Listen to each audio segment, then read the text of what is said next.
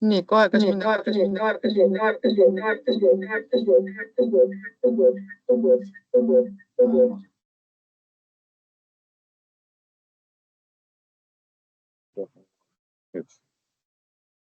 sinnapoole. Nii, tere tulemast kõigile. Mina olen Liisi Pajuste Kliimaministeeriumist ehitustegevuse valdkonna juht ja täna on meil siis teemaks ehitusvaldkonna nii-öelda süda ehk siis ehitusprojekt. Et meil on olnud siis mõttes ja kavas vaadata üle ehitusprojektile esitatavad nõuded. Selle raames me oleme siis saanud EKEL-i poolt ühe kavandi ja nägemuse ja nüüd täna me oleme siis saanud Soranini poolt teise kavandi ja nägemuse.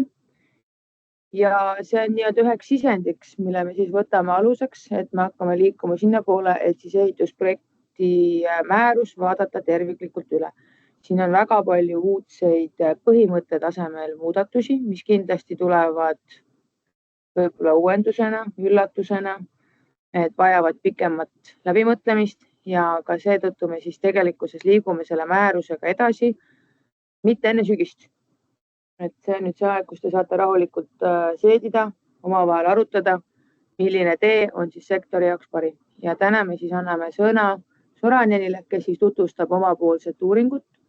Nende töö tulemus oli, nõue oli, et nad teeksid meile ka oma töö tulemustest määruse. See ei ole nüüd see määrus, mille te leiate homme EIS-ist. Me ei lisa seda EIS-i tutvumiseks. See on üheks sisendiks. Ärge seda kartke, see ei ole nüüd see, mis läheb kehtestamisele. Et see on töö aluseks ja üheks sisendiks. Ja tänane ülesehitus on siis selline, et kõigepealt räägib teile Sandra, siis me võtaksime peale ettekannet, võtaksime küsimused, siis räägib teile Ergo, peale Ergo ettekannet võtaksime küsimused ja loodetavasti jääb meil ka aega üle, kus me saame siis arutada 4 suuremat katuse teemat, mille ma hilisemalt annan teile nii-öelda natukene nagu ka kodutööks, kus te saate selle peale rohkem mõelda ja anda meile siis pikema ja sisukama tagasiside. Nii, aga minu poolt siis sõna Sandra. Aitäh. Ma saan aru, et ma räägin siis kõva häälega, ei pane oma mikrofoni sisse. Sul kaamera pani sisse. Alustan siis analüüsi ja selle määruse ning selle seletuskirja koostamise lähtekohtadest. Põhimõtteliselt oli meil ülesanne teha ehitusprojektile esitatavate nõuete määruse revisjon. Et sarnane protsess on tehtud läbi ehitusseadustiku ja kogu külgnevate valdkondadega. Nüüd tehti seda ka ehitusprojekti määrusele. Ja tellija siis sõnastas need teadaolevad probleemid siis sellise 4 suurema kategooria kaudu, mis on näiteks üks nendest on siis määruse ühildamine ehitusseadustiku ning teiste valdkondlike määrustega. Näiteks ehitusseadustikus on meil tegelikult väga ilus põhimõte, millele peab vastama siis koostatav ehitusprojekt ja selle alusel ehitatav ehitis. Näiteks, et ehitis peab sobima olemasolevasse keskkonda, aga seda me sealt määrusest ei leia. Et selliseid mõtteid ja põhimõtteid, mis on juba tänaseks peaaegu 10 aastat kehtinud, oleks tegelikult mõistlik ka määruse tasemel hakata rakendama või vähemalt siis tõlgendama määrust siis ehitusseadustiku valguses. Ehitusseadustik on väga üldine, mis võimaldab tegelikult ajas kaasas käia siis muude kõrval arenevate valdkondadega, näiteks siis kvaliteetse ruumi põhimõtetega. Nüüd teine suurem teema, mis oli selle valdkonna või määruse uuendamise alus, oli siis digilahenduste kasutuselevõtuks eelduste loomine. See ei tähenda nagu üheselt ainult seda, et me muudame vormistamisnõuded ja siis me oleme valmis digilahenduste kasutuselevõtuks. See tegelikult tähendab kogu ehitusregistri läbimõtlemist, andmepõhisele töötlusele üleminekut. Muuhulgas see tähendab seda, et kõik täna praktikas olevad loastamisprotsessid on oma eri kujudes võimalikud viia läbi EHR-is, näiteks ehitusprojekti muutmise menetlus on, mis tihti pidurdab praktikas kasutusloa saamist või viivitab seda protsessi. ehitusprojekti muutmine õiguslikus mõttes nii nagu ta peaks käima, seda ei ole võimalik EIT-registris täna teha, ehk siis laiemalt digilahenduste kasutuselevõtt. Nüüd kolmas teema on siis õiguslikud ebakõlad ja siin on võib-olla praktiline näide siis sellest, et kui ehitusseadustik tuli, siis oli lootus, et teavitusmenetlus vähendab halduskoormust. Seda ei ole juhtunud ja üks põhjus on ka ehitusprojektile esitatavad nõuded, sest määruse kohaldamisalas ja reguleerimisalas öeldakse, et teavituskohustuslikele ehitistele, kus tuleb lisada ehitusprojekt, siis ehitusprojekt vastab kõikidele nendele rangetele määruse nõuetele. Ehk et seal tuleks teha mingi muudatus, et määrus oleks kooskõlas ehitusseadustikuga. Ning neljas suurem teema, mille tellija siis püstitas, oli teabemahu piiritlemine. Teabemahu piiritlemisest räägib TalTech pikemalt ja avab siis ka need analüüsis kajastatud eeldused, et miks me seda teabemahtu analüüsime ja mis on selle koht kogu ehitusprotsessi vältel, sest et projekti läbi viides sai ka selgeks, et see täna kõnes olev määrus on väga väike killuke tegelikult kogu sellest suurest protsessist, mis toimub enne ehitusprojekti koostamist, mis toimub pärast, kuidas seda ellu viiakse ja kuidas jõutakse selleni, et me hakkame olemasolevat ehitist näiteks ümber ehitama, et sinna vahele jääb väga palju erasektori koostööd, mis üldse ei puutu avalikku sektorisse. Siia vahele võib jääda mingeid eriregulatsioone, ma ei tea, näiteks teedeehitusprojekti koostamine ja nii edasi, on ju, et me ei saa rääkida selle määruse puhul olukorrast või siis õiguslikust regulatsioonist, mis ammendavalt reguleeriks kõikide erinevate ehitusprojektide koostamise kogu selle ehitusprotsessi vältel. Analüüsi koostamises osalesid erinevad kohalikud omavalitsused, me sõelusime välja küsimustiku põhjal neil siis suuremad probleemkohad ja hiljem tegime nendega ka intervjuud, sama siis valitsusasutustega ja erialaliitudega, et tegime mitu fookusgruppi, kus me siis muuhulgas küsisime, et kui te päriselt tööd teete, et kas te loete määrust kõrvale. Ja etteruttavalt ma võin öelda, et mina sain aru, et määrus sinna kõrvale väga ei loeta, et ikkagi sektori jaoks on oluline standard. Nii, aga ja siis edasi, sest Liis juba teile ütles, et see töö ei ole lõplik, et tegu on lihtsalt meiepoolsete ettepanekutega, mis on siis nii õiguslikust kui ka siis praktilises vaates läbi analüüsitud, mis tuginevad tagasisidele. Nüüd ehitusprojekti määrus peaks olema see vahekoht või vahelüli, mis ühendab omavahel seadustikust tulenevad põhimõtted ja hea tava. Aga ikkagi on küsimus, et kes võtab lihtsalt lõppu. Keegi lihtsalt lõppu. Vaigistan. Ühesõnaga on küsimus, et milleks seda määrust on vaja, sest määrus kui õigusakt on ikkagi kohustuslik, selle üle teostatakse järelevalvet ja meil on seda vaja selleks, et piiritleda avaliku sektori kohustused ja kontrollikohustused. Ja mis see siis tähendab praktilises vaates? Nagu ma alguses mainisin, siis ehitusprojekti koostamise protsess on väga palju laiem ja mitmetahulisem kui see kitsas määrus.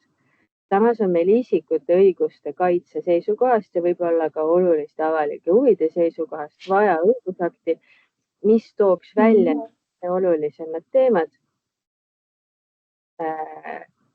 mida siis kontrollitakse, näiteks loamenetlustes. Ehk analüüsi lõpptulemusena me jõudsime sinna, et määrus ei saa muutuda mitte leheküljeliseks õigusaktiks, mis nii-öelda kodifitseerib hea tava, kuna kontrollikohustuse täitmisel ei ole haldusorganid kunagi suutelised sellise detailsuse ja tehnilise teadmisega ehitusprojekte kontrollima. et pigem tuleks perspektiivis võtta suund sinna, et kontrollikohustus ja valdkonnad järjest vähenevad ja me anname rohkem vastutust pädevatele isikutele. See on siis meie selline ka, ütleme kõrvaljäreldus, et see ei olnud otseselt analüüsi objekt.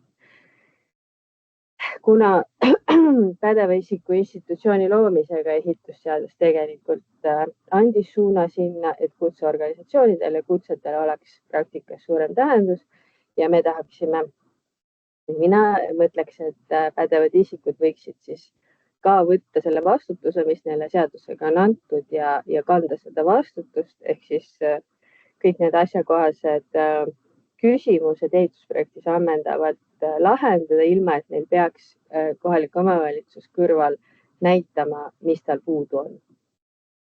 Et see on lihtsalt ka, see viimane lause on siis ka tagasiside võib-olla haldusorganitelt, et ei olda rahul tegelikult ehitusprojektide kvaliteediga, et mistõttu peetakse jätkuvalt teatud ulatuses kontrollikohustust vajalikuks ja põhjendatuks, et see on võib-olla siis mõttekoht erialaliitudele, et kutsete andmistel, kuidas ikkagi kontrollida, et täidetakse ehitusseadustiku nõudeid, määruse nõudeid ja siis ka heast tavast tulenevaid nõudeid, inimesed oleksid koolitatud kooskõlas uuenevate regulatsioonidega ja nii edasi. Nüüd, mida siis ehitusprojekti määrus reguleerib või mis on meie ettepanek, mida ta reguleeriks, et esimene ettepanek siis lihtsalt öelduna on siis see, et teatis pluss ehitusprojekt valdkond läheks selle määruse kohaldamisalast välja, kuna see on olnud ehitusseadustiku algne mõte ja ehitusprojekti nõuded jääksid kohalduma üksnes ehitusloa või kasutusloa kohustuslikele ehitistele. See kohustus tuleneb ehitusseadustiku lisadest. Nüüd loomulikult vajab ülevaatamist ka lisade regulatsioon, et kus on täna teatis pluss ehitusprojekt, näiteks kõige lihtsam näide on ümberehitamine, mida tõid väga paljud kaasatud osapooled välja. Teatud suurusest alates ümberehitamine viia lihtsama regulatsiooni peale tõenäoliselt ei ole põhjendatud, kuna see on üleliia keeruline ja vajab kontrolli. Veel toodi meile näiteid veega seonduvatest ehitistest, et seal võib olla vajadus kõrgendatud kontrollikohustuse järgi, mis tähendab, et me ei saa neid panna lihtsama regulatsiooni alla. Mis tähendab lihtsam regulatsioon või mis ettepanek siis sisaldab? Teavituskohustuslike ehitiste puhul võiks meie hinnangul tulevikus piisata EHR-i sisestatavatest andmetest, mis täna väljenduvad vormidel. Need on siis kehtestatud ka määrustega, seal loetelu ehitise põhiandmetest, ma ei tea, konstruktsioonid, materjalid, mis süsteemid ja nii edasi. Sellele vormile saab lisada joonist, illustratsiooni, mis spetsiifiliselt selles olukorras on vajalik. Ja seda, et peab lisama joonise, me ette ei ütleks. Seda peab mõtlema, kus seda täpselt kajastada, kas see saab kajastada ehitusgiidis või selleks on vaja eraldiseisvat regulatsiooni. Mõni ehitis vajab konstruktsioonide vaates joonist, korruselisuse vaates joonist, mõni ehitis vajab miljööväärtusliku ala tõttu illustratsiooni. Et neid näiteid on lihtsalt nii palju erinevaid. Aga suund võiks olla sinna, et lihtsustada ja lihtsustada selle kaudu, et riigile esitatakse vormil olevad andmed. Loomulikult me ei eelda, et inimene oma tarbeks võtabki need andmed ja läheb ehitusplatsile ja hakkab lihtsalt seal koha peal välja mõtlema, mis sammuga ta talasid paneb. Et seda me ei arva. Inimene enda tarbeks ehitusseadustiku järgi peab ikka tegema mingil kujul selle ehitusprojekti. Lihtsalt ta ei pea seda esitama haldusorganile ega seda tegema täiemahuliselt, sest need ehitusprojekti osasid, mis on määruses, neid on palju ja nad on väga detailsed. Nii, siis Teine suurem teema, millest me ei läinud detaili, aga mis kindlasti vajaks analüüsi, on ehitusseadustikuga külgnevad või erivaldkonnad ja erimäärused. Ma arvan, et oleks mõistlik läheneda nii, et uuendatud ehitusprojekti määrus saab teistele erimäärustele üldosaks. Need otsused, mis ministeerium teeb seoses kohaldamisala, staadiumite, teabemahuga ja nii edasi, kõik need põhimõtted kanduvad üle ka eriosadesse. No näiteks puurkaevud või näiteks ka muinsuskaitselised ehitised, kus on samamoodi staadiumid detailselt reguleeritud.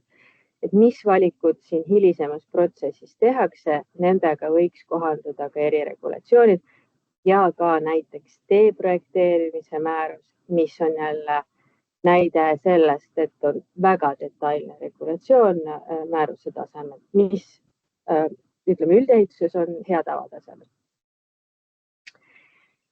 Nii, lisadest ma rääkisin. Reguleerimise alaga seondub veel selline küsimus, et kas me õigusaktis kajastame eraõiguslikke suhteid, näiteks seda, milline on isiku lepinguline positsioon, kas ta on peaprojekteerija, projekteerija, kas keegi annab kellelegi lepingulistes suhetes nõusolekuid. Ehitusseadustikus on tehtud põhimõtteline otsus, et eraõiguslikke suhteid me ei reguleeri. Me kaasame haldusorgani kaudu, aga me ei lahenda tülisid, isikud teevad seda omavahel või lepivad kokku, ei pea tüli olema. Ja see on siis nüüd ka ettepanek määruse puhul. Nendest normidest, kus need eraõiguslikud suhted tulevad, räägib Ergo siis kohe järgmises osas. Ma lähen edasi siit õiguslike muudatustega ja üks neist on siis ehitusprojekti muutmise menetluse väljajätmine ehk siis paragrahv 12 määrusest. Ehitusprojekti muutmise menetlus võimaldab täna enne kasutusluba kooskõlastada haldusorganiga ehitamise käigus tehtud muudatused. Nüüd ütleme, tegelikkuses jaguneb see regulatsioon kolmeks. Üks neist on olukord, kus ehitises on tehtud nii olulisi muudatusi, et tegelikult tuleks muuta ehitusluba. See tähendab näiteks on paigaldatud mingeid elektritootmisrajatisi ehitise külge või peale, mis on justkui nagu ümberehitamise olukord, aga tegelikult seadustamiseks oleks vaja liikuda tagasi ehitusloa menetlusse. Teine olukord on see, kus on tehtud jällegi nii vähe olulisi muudatusi, tõstetud ümber siseseinu näiteks, kus muudatusprojekti menetlust ei peaks enne kasutusluba menetlema. See võiks olla koos kasutusloaga, see vastab Riigikohtu praktikale, kus väheolulised muudatused, mis ei mõjuta avalikke või erahuvisid, võib tegelikult seadustada kasutusloa menetluses. Kohtupraktika ütleb ju ka seda, et kasutusluba ei nõua absoluutset vastavust ehitusloale, et seda on aktsepteeritud, et ehitamise käigus ehitus muutub. Ehk see oleks siis see teine variant. Ja kolmas variant, kuidas see säte muutub, on see, et mingi teave, mida ei pea kontrollima, saaks esitada andmete esitamise teatisega. Et see vajab natukene edasist mõtlemist näiteks seoses korteriomandite moodustamise ja muutmisega. Aga see oleks üks variant, kuidas vähendada sellest vahepealsest etapist tekkivat halduskoormust. Nüüd kasutus- ja hooldusjuhend on üks teemaplokke veel, mida me siin analüüsisime. Et kui võtta fookus sellele, et määrus käsitleb avalik-õiguslikku kontrolli vajavaid valdkondi, siis kasutusjuhend on pigem eraõiguslikes suhetes antud juhend näiteks ostjale, korteriostjale. Ja seda ei ole vaja tuua EHR-i, koormata süsteemi ja teda ei ole vaja tuua ka sinna sellepärast, et see tekitab küsimusi, et kas selle üle peaks teostama riiklikku järelevalvet. Vastus on ei. aga hooldusjuhendi pool, mis puudutab olulisi muudatusi, erilahendusi, küsimusi, mis võivad mõjutada ehitise ohutust, see võiks alles jääda. See on asi, mida tõesti avalik sektor peab kontrollima, tal peab see materjal olema, kui ta läheb riiklikku järelevalvet teostama ja loomulikult ka loamenetlustes peab see olemas olema. Kuidas tõsta esile, mis on erilahendus, oluline tingimus, mis mujalt välja ei tule, selleks on võimalik rakendada kasutusloa kõrvaltingimuste regulatsiooni. See tähendab siis seda, et kasutusloale kantakse, et selles hoones on mingi ventilatsioonisüsteemi erilahendus, see vajab hoopis teistsugust lähenemist. Ma lihtsalt toon mingi näite, et eluliselt oleks aru saada. Me ei pea silmas, et muudest õigusaktidest tulenevaid hooldusvälpasi hakatakse kandma loale, et see ei ole eesmärk, kuigi ka see võiks ühtsest süsteemist olla inimestele nähtav, et millal see vajadus tekib, pigem siis neid olulisi ohutust puudutavaid tingimusi. Hooldusjuhendi regulatsioon on laiali, ta on osaliselt nii ehitusprojekti määruses kui ka siis ehitamise dokumenteerimise määruses, et need tuleks ühtlustada, kui võtta laiemalt lahti siis erinevad ehitusseadustiku alusel antud määrused. Ja viimane selline õiguslik teema on ehitusmaterjalide ja toodete ringlusesse võtt, millest räägib minu kolleeg Elina. Tere ka minu poolt, siis selle hanke raames me tegelesime sellise huvitava küsimusega ka, et kuidas see määrus, ehitusprojekti määrus saab toetada siis ehitusmaterjalide toodete taaskasutust tulevikus. Ma kohe ütlen ära, et me ei ole tegelenud jäätmeregulatsioonidega, jäätmekoodidega ja selliste asjadega, et meie keskendumine oli just andmed. Ehk siis, mis andmed on olemas, mida ei ole, kas nende korjamiseks on vaja aluseid luua ja kas see määrus saab selle toetada. Ja me tegime seda kahe juhtumi puhul. Üks oli olemasolevad hooned, mis lähevad lammutamisele ja kas lammutamisregulatsioon siis vajab täiendamist selleks, et neid andmeid korjata nende toodete ja materjalide kohta. Ja teine juhtum oli siis kavandatud ehitisi. Kuidas saaks siis juba ehitusprotsessi käigus, eelnevalt või pärast, mis materjal on kasutatud, ehk siis luua terviklik ülevaade sellest, mida saaks tulevikus kunagi taaskasutada. Ja lammutamise puhul me siis leidsime või tegime ettepaneku, et on võimalik tõesti kaardistada lammutamise eelselt, millised materjale ja tooteid lammutamise käigus tekib. Selleks tegime ettepaneku siis luua selline protsess nagu materjali audit, kus siis isik, kellel on teadmised ja kompetents selles osas, saaks teha sellise esmase ülevaate sellest, et mis materjalid on, kas neil on potentsiaali ja siis anda ka juhised lammutajale, kuidas seda konkreetset hoonet lammutada nii, et nendest materjalidest maksimumpotentsiaali pärast saada ja kasutada. Ja teise juhtumi puhul me leidsime, et võib-olla ehitamise eelselt ei ole mõistlik hakata mingit kaardistamist teha, sest me teeme toodete ja materjalide kaardistamist enne, kui hoone on valmis, siis on pigem selline prognoos, mis ei pruugi täituda. Ehk siis meie ettepanek oleks siis nende andmete süstematiseerimisega tegeleda siis ka ehitusprotsessi keskel jooksvalt või siis, kui taotletakse kasutusluba. Ehk siis, kui ehitis on valmis ja siis on kindel, mis tooted, materjalid, margid ja nii edasi on olnud kasutusel. Ja siis, kui esimese juhtumi puhul me siis leidsime, et on võimalik seda määrust täiendada, siis materjali auditi kohustusega, mis hoonetele see kohalduks, vajab täiendavat analüüsi eelkõige riigi eesmärgi vaates, sest on ilmselge, et näiteks ehitise suurus mõjutab seda, väikestele rajatistele või hoonetele sellist kohustust ei tuleks. Siis teise juhtumi puhul leidsime siis, et ehitusprojekti määrust või sellist ei ole vaja muuta, kavandatud ehitiste puhul rohkem koguda. meie ettepanek selles osas on pigem teiste määruste muutmine, ehk siis dokumenteerimise määrus või ka kasutusloa taotlemiseks esitatavaid vorme on võimalik ka muuta, et neid andmeid siis esitada detailsemal kujul. Ja lisaks regulatsioonile muidugi on oluline ära öelda see ka, et on ka elulised eeldused, mis peavad olema täidetud selleks, et nendest andmetest midagi tuleks välja.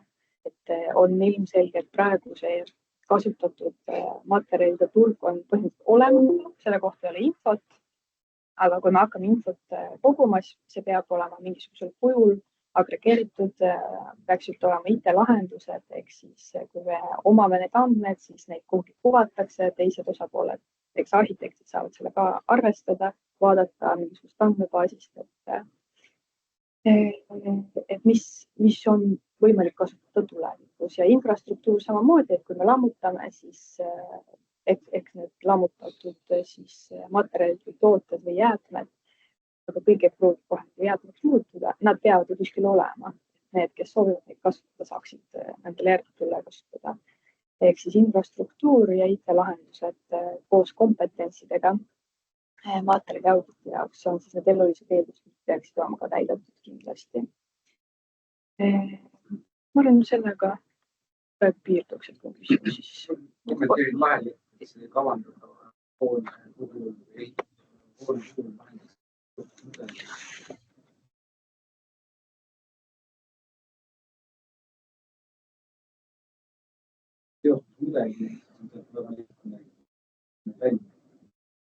Selle uuenenud CPR-iga tulevad uued siis tootebassi vormid, et seda tuleb siis kohaldada sellesse konteksti. Ja. See, et teostuse uued teadus.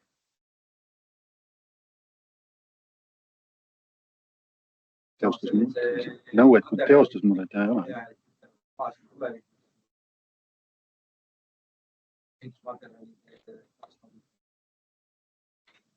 Tõsiselt.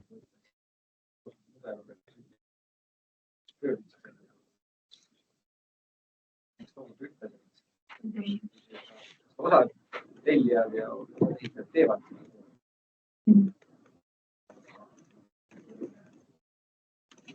Pigem tellija põhineb.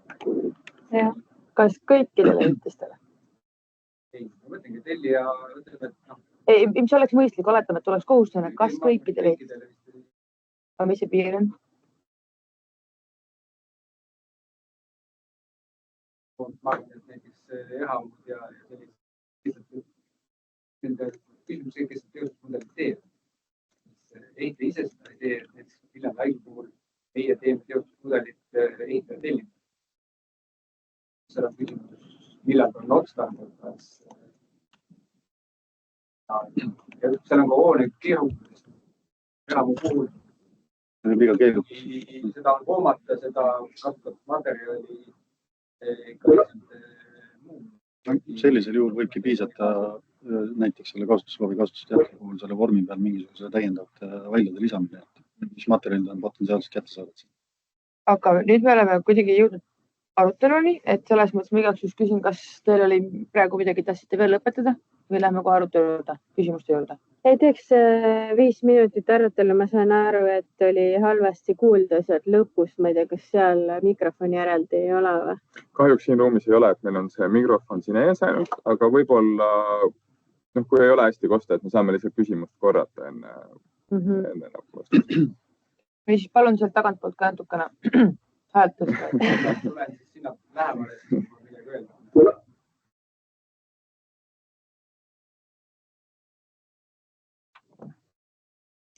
Ühesõnaga, meil olid siis üldteemad olid kohaldamisala, reguleerimisala, teavituskohustus, loakohustus, seosed ehitusseadustikuga, muudatusprojekt, kasutus- ja hooldusjuhend. Ja ehitusteatis ka siis nii-öelda. Jah, et kas selle osas on teil küsimusi või kommentaare? Inimesi võib ka julgelt sõna võtta.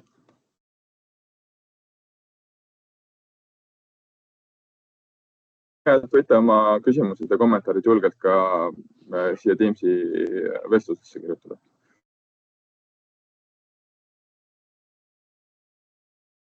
Tundub, et kõik on hästi. aga võite mõelda selles mõttes, et see on nagunii pikk protsess. Et aga võib-olla aega, et seedida. Ja kindlasti vajab aega seedimist. Et aga Erko, siis võib-olla hetkel sõna sulle. Saate mõelda küsimusi pärast esimese osa kohta ka esitada juhtagu või? Nii, tere päevast, minu nimi siis Erko Pikas, Tallinna Tehnikaülikooli ehitusarhitektuuri instituudi abiprofessor digiehituse valdkonnas. Sandra ja tema kolleegidega oleme varasemalt teinud 3-4 õigusanalüüsi koos. Olen, kohe ütlen ära, ei ole jurist, ei tegele igapäevaselt selles valdkonnas. Siis on alati halvasti on kuulda jälle, kuigi sa oled siin samas lähedal. Kas Steve, ma küsin kohe vahele, kas on nüüd kuulda, Erko, palun räägi. Kas on kuulda? Jaa. Väga hea, aitäh. Jah, et ikkagi hariduselt olen ehitusinsener ja ei ole kindlasti jurist, aga olen palju vaeva näinud, et üritada sellest valdkonnast inimestest aru saada, et ega see ei ole, ega valdkonnade ülene töö ei ole kunagi lihtne. Räägin siis enda osadest, et suures pildis need osad jagunevad siis 8, et esimene on siis üldised suundused meil ehitusvaldkonnas. Tulen natukene enda tausta, siis ma seda pean natukene paratamatult tegema, aga teisest küljest, kuigi see polnud otseselt hankeskoobis, siis see võib-olla aitab meil mõista seda taustsüsteemi ja mõtestada selle paremini. Enamasti põhines see kirjanduse ülevaatel, enda tehtud teadustööl, artiklitel, ehitusjuhtimise, projekteerimise juhtimise valdkonnas olen üsna palju publitseerinud ja nendega saanud piisavalt head tagasisidet, et viiteid teadusmaailmas, sest tagasiside tähendab viiteid, et siis järelikult on tööga leidnud laiapõhjalisemalt kandepinda. Mis on võib-olla oluline, et tihtipeale ma kuulen ise ka nagu tuttavate ringis, et ehitusseadustiku muudatustega tehti ja loodi probleeme juurde, et ma ise tahaks arvata, et pigem et sisulised probleemid on ikkagi kuskil mujal, mitte seadustes ja seadused on selleks, et nende probleemidega hiljem pärast tagantjärgi tegeleda, aga kindlasti ei tohi seadus neid probleeme juurde luua. Seda võiks alati vältida. Teine suurem osa oligi siis peamiselt seotud just minimaalse vajaliku teabe ja vormistusnõuetega ehitusõiguse andmiseks ning PIM-lahenduste kasutusvõtu soodustamiseks. Et siin oli siis Telia poolt ette antud 3 ülesannet. Esimene oli siis vähim ehitusprojektiga esitatud andmete ja dokumentide maht, ehitusteatise ning ehitusloa taotlusega esitatud ehitusprojekti nõuete eristamine ning ehitusobjektile esitatud nõuete analüüsimine digilahenduste kontekstis. Et kohe etteruttavalt ütlen ära, et ette antud ajaraamistikus, mis kogu projekti kestuseks oli ette antud 6 kuud, selles 3 kuud olid ette nähtud siis analüüsi tegemiseks, teha valdkonna kõigi teabevaldkondade teabevajaduste analüüs, et ise ka kujutate ette, et see ei ole väga realistlik. Et siis tuli vastavalt sellega valida tööviisid ja meetodid. Kuna see polnud hankeskoobis, siis selle ma käin kiirelt põgusalt üle. Esimene osa ehk siis osa 2. Kõigepealt ma tahan öelda, et ehitussektor ei eksisteeri vaakumis, et me eksisteerime selleks, et teenindada tegelikult laiemalt ühiskonna huve ja vajadusi. Ja kuna ühiskond areneb, sellega koos arenenud vajadused, ootused meie ehitistele, ehitamisel, kasutamisel korrashoidle, siis loomulikult peab ka sellega koos käsikäes arenema see, kuidas me mõtestame või mõtleme või käsitleme ehitusprojekti. Ja nii nagu keegi juba varasemalt mainis, et tegemist on ikkagi selles mõttes ehitusvaldkonna nagu südamega, et ümber selle see väga paljuski käib, et hakkab sellest väga varasest perioodist, kui kellelgi tekib idee, visandite muude skitseeringute näol see pihta, läbib arendusprojekti või arendusprotsessi erinevad staadiumid, kuni lõpuks siis kulmineerub siis ehitusloa taotlusega, sealt edasi siis ehitushankega, ehita valmimisega, siis hakkab selle idee realiseerimine füüsilist ehitusplatsile. Ja ehitusplatsi oma korda siis lõpeb siis selle hoone üleandmisega, korraliku dokumenteerimisega. Ja selle juures ma tahaks võib-olla rõhutada, et ehitusprojekti kvaliteet sõltub tegelikult sellest kõige nõrgemast lülist. Kahjuks enda kogemus näitab, et tihtipeale see ei ole spetsialist, ei ole arhitekt, see ei ole insener, vaid pigem see jääb juhtimise taha kinni. Et me võrdleme näiteks teiste me ei pea kaugele minema, Soome on väga esinduslik riik juhtimise valdkonnas, et see tase tegelikult oleks võimalik siin Eestis tõsta. Seda võib-olla peegeldab ka see, et me oleme vist Põhjamaadest ainuke riik, kus ei ole näiteks projekteerimise projektijuhtimise valdkonna õppekava näiteks. Ehitussektor vajab ja siit siis see nagu väide, et ehitussektor vajab kvalitatiivset arenguhüpet. Menetliks, et siis vastandumiskeskselt ehitusprojektide teostamiselt koostöökeskselt. Meil on ehitusseadustiku paragrahv 10, on öeldud, et asjatundlikkuse põhimõtte kohaselt peavad ehituse osapoolt tegema koostööd. Aga ma ise olen näinud kogenud, et ega päris lõpuni seda vist läbi ei aduta, mida see tegelikult tähendab. Ja peab natukene endale ka tuhka pähe raputama, et ega ülikoolides ei ole ka seda üleliia palju viimastel kümnenditel rõhutatud. Nüüd küll on viimasel paaril aastal hakanud tekkimisel muudatused, ka teadlikult õpetame koostöö tegemise viise, meetodeid, suhtumist, see hakkab tegelikult kõik suhtumisest pihta ja siis on võimalik ka teha nagu päriselt sektoris paremat koostööd. Seda minu meelest ilmestab väga hästi see esimesed liine integreeritud pilootprojektid, mis meil Eestis täna on. Siin on korraldatud esimesi hankeid, nendes hankes osalevad ehitusettevõtted, projektijuhid, tööjuhid on tulnud Tallinna Tehnikaülikooli minu juurde ja küsinud niinimetatud siis seda, kuidas ma ütlen, tee mulle palun kiirkursus kiiresti, et mida need lipikud seal koosolekul tähendab, mida seal kasutatakse. Et see on see, millest ma räägin. Nüüd läks selle põhiosa juurde, ehk siis osa 4, minimaalne vajalik teave, vormistusnõuded, lähtedokumendid, alused. Nagu ma mainisin, aeg oli üsna piiratud. Loomulikult oli Telli lähteülesanne, see oluline komponent. 3 kuuga ei ole võimalik valdkondade ülest sellist põhjalikku süvaanalüüsi teha. Väga olulisel kohal tegelikult oli Ekkeli poolt koostatud kavand. Seda uuriti 1, 2 ja 3 pidi väga põhjalikult, eriti just teabenõuete osas. Varasemad analüüsid, meie enda tehtud varasemad analüüsid, uuringud, juhendid, näiteks insolatsiooniarvutuse juhendid, et nii palju kui seda teavet oli, ka näiteks erinevate lõputööde näitel, et siis sai kokku korjatud ja selle pealt siis selle analüüsi tehtud. Natukene korralduslikult, et kuidas neid teabevahetuse vajaduses kaardistati, et olid nii sisemised koosolekud kui ka välimised koosolekud, fookusgrupid, intervjuud. Siit laua tagant ka osad inimesed osalesid nendes kõigis koosolekutel põhimõtteliselt. Kehtiva määruse arutelu, fookusgrupi arutelu, jooksutöö arutelu ja lisaks Telia kohtumised ja intervjuud. Et lihtsalt avada seda tausta, et see aeg oli küll üsna piiratud, aga üritati ikkagi kaasatada erinevad osapooli nii palju kui võimalik. Loomulikult töö käigus selgus vajadus täpsustada lähteülesannet, et ka ministeeriumis töötavad inimesed ei ole igapäevaselt valdkonnas toimetavad inimesed siis, ja valdkonnas töötavad inimesed ei saa aru võib-olla, mida juristid ja kuidas mõtlevad, et siis paratamatult see lähteülesanne esindatud ülesanded, neid tuli siis täpsustada, mida siis tegelikult mõeldakse ja mis see siis endas kätkeb. Ja siin on tunda ja olles ise ka varem ministeeriumis töötanud, et nii nagu alati kõik tõmbavad tekki enda poole. Ühe vajaduse teha ülesanded on olulisemalt ka teisemad, et see õigusloome on paratamatult selliste kompromisside mäng. Nii, 3.1 ehk siis vähim ehitusprojekti esitatav andmete maht. Räägin siis eeldustest taustast. Et kõigepealt siis see on siis teave on see, mis on siis kontrollesemeks või kontrollesemuses olevat esitatav teabe hinnatakse ja kontrollitakse, kas lubada taotletava ehitise ehitamist või kasutamist.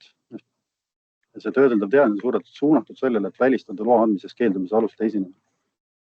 Ehk kõrvaltegevused, sundreservatsioonid ja ehitusprojekti uurimispõhimõte kujuneb ehitisele ja ehitamisele esitatavate nõuete ja planeeringust tulenevate tingimuste kaudu. Et järgmise skeem võtab selle visuaalselt inimest üsna hästi kokku. Uurimispõhimõte siis kujuneb nende 3 siis alus- või lähteandmete pealt siis sellest omakorda, et mida peab täpsemalt kontrollima, siis seda piiratakse nende ehitise erinevate parameetrite põhjal. Tähelepanekud kõigepealt, et olemasolev määrus,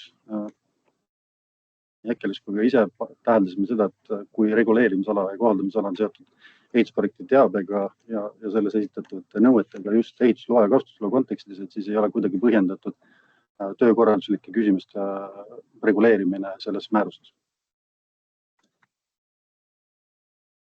Siis tänases määruses ehitusprojekti teabenõude esitatud määruse erinevates osades läbisegi, et samasisulisi erinevates detailsuses, erinevates ulatuses nõudeid, kui vaadata selles olemasolevas määruses on esitatud erinevates kohtades. Ja on näiteks tuleohutuse osa teabenõuded on detailsemad kui võtame konstruktsiooni osa teabenõuded. Et arvatavasti see sõltus natukene sellest ja ise suhelnud siin nende inimestega, kes tollel hetkel seda määrust koostasid, et kes just parajasti laua taha sattus ja kes suutis kõvemat häält jääda. Et tollel hetkel ta kukkus lihtsalt niimoodi välja. Teabemahu mõttes on võimalik piirata ehitusprojektis käsitletud valdkondi ja nendes esitatavat teavet. Aga mis on oluline rõhutada on see, et alati jääb kaalutlusvajaduse õigus.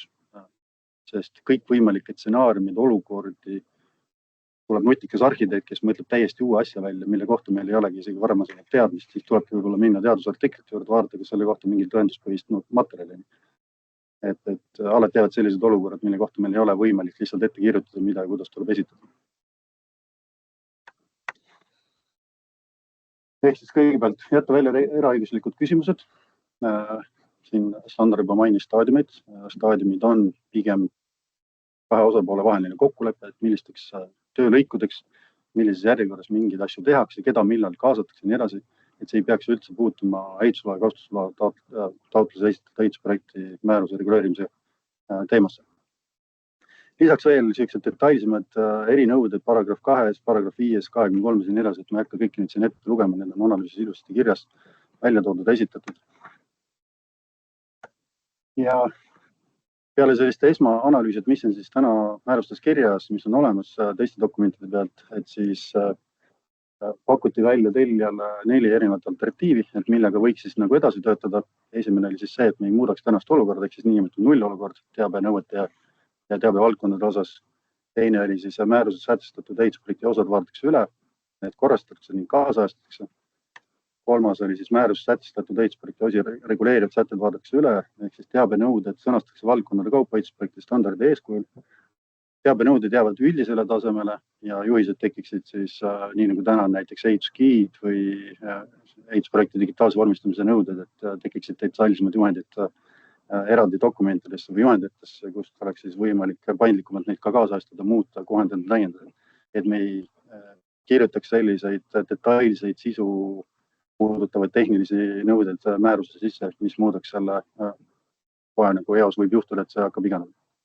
Eriti võttes arvesse, et digitehnoloogiad on täna hästi kiiresti arenenud. Ja määruses sätestatud ehitusprojekti osi reguleerivad sätted vaadatakse üle ja teabenõuded sõnastatakse valdkondade kaupa ehitusprojekti standardi eeskujul ehk siis hästi detailselt. Nüüd ühte teist kolmandat pidi siis tellijaga arutades jõudsime järelduseni, et viimane võib-olla teeks selle liiga kohmakaks, kui kõik võimalikud erinevad stsenaariumid ära kaardistada ja panna kõik need teabenõuded sinna määrusesse. Ja null alternatiiv, et siis pole sellel analüüsil mõtet, et midagi peab ikkagi nagu eesmärgiks võtma ja sai võetud eesmärgiks siis teine. Ehk siis keskenduda sellele, mis on olemas, tuua sealt välja dubleerivad osad, ühtlustada, lihtsustada, täpsustada sõnastusi, sest ega selles mõttes olemasolev määrus ei ole oma põhimõtetes tegelikult vale.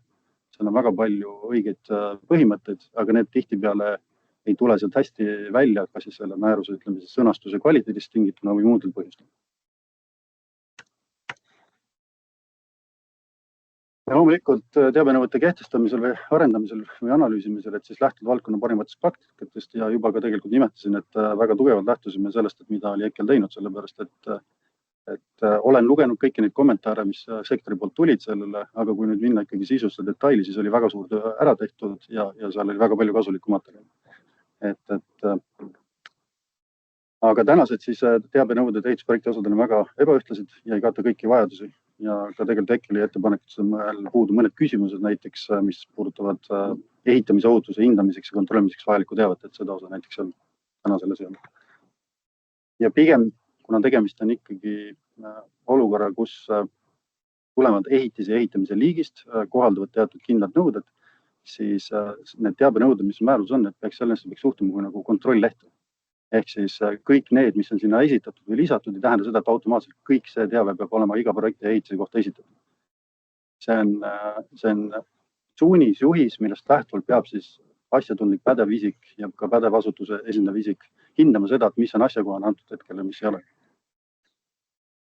Aga nii nagu Sandra mainis, et tegelikult pikas perspektiivis on küsimus pigem nagu selles, et kas on mõistlik eeldada sellist sisulist kontrolli pädevalt asutuselt nende ehitusprojektide hindamisel ja kontrollimisel või mitte. Et see oli tegelikult mu enda ettepanek, et võiks täiesti kaaluda seda, et nii nagu tegelikult Hollandis või muudes riikides suundumusel on, näiteks Norras, et pädev isik teeb, pädev isik kontrollib ja kohalik omavalitsus on siis seal nagu pigem koordineerimise rollis.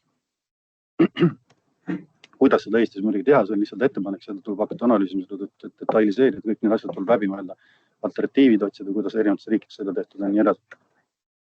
Nii, natukene siis muudatustest täpsemalt või ettepanekutest täpsemalt tõsta samasisulised üldnõuded kokku, seda ka siis määruse uues kavandis siis ka tehti, tõsteti kokku paragrahv 2, tuua esile ehitusprojekti üldteabe osa, nii nagu seda täna heas tavas tehakse, näiteks asukohaandmed, olemasoleva situatsiooniskeem, et täna seda ei ole otseselt kehtivas määruses olemas, et tõsta see esile, et see on oluline teabevaldkond. Ja selgemini eristada teatud valdkondi. Et see valdkonnade eristamine on ajalooliselt tekitanud siin segadust.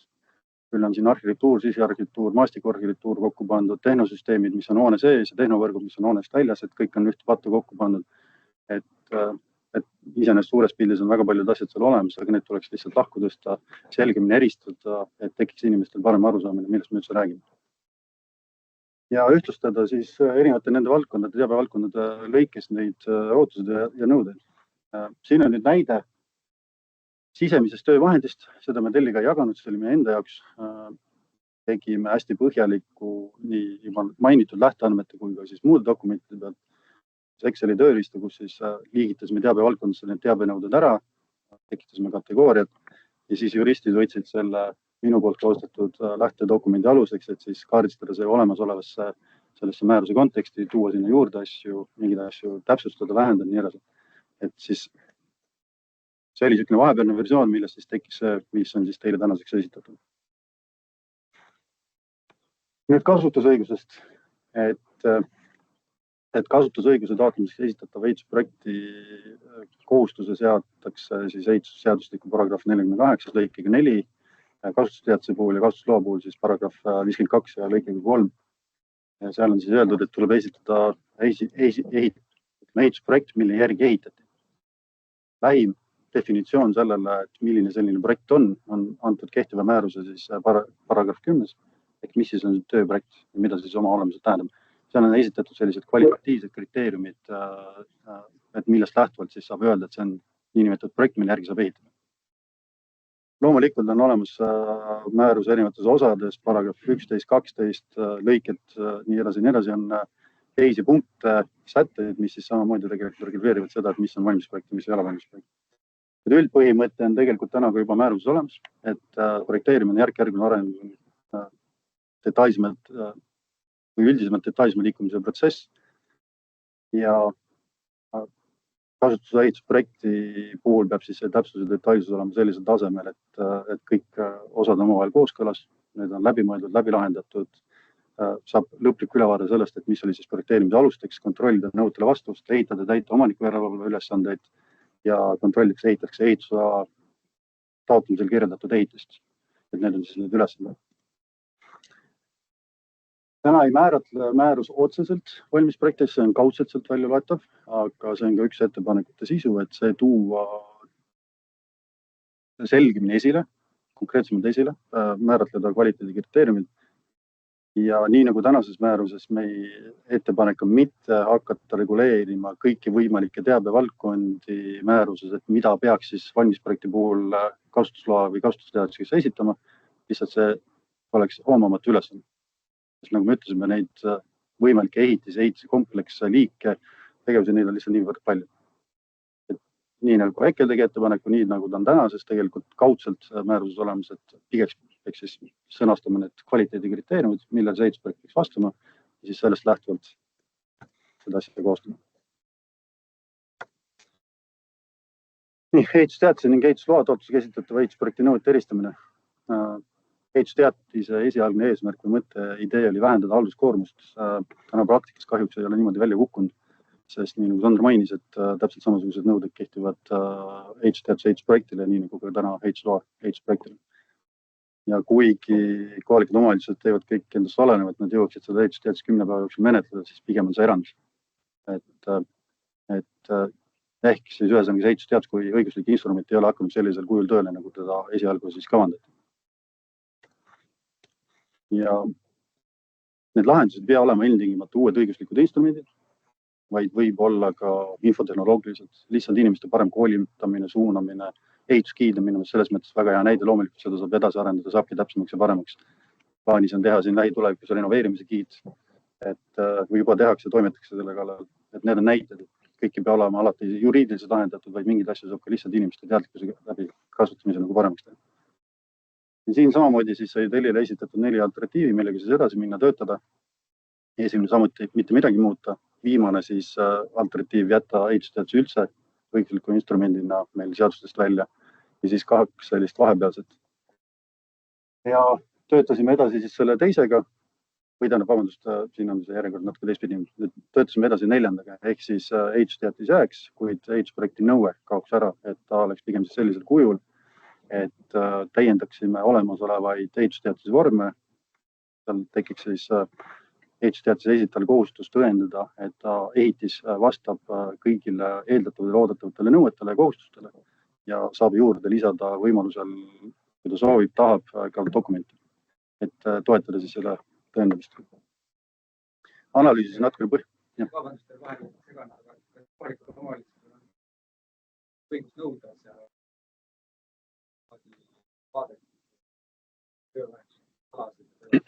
kaalutlusõiglus on täna ehitusseaduses üks aluspõhimõtted ja see jääb nagu alati sinna. Aga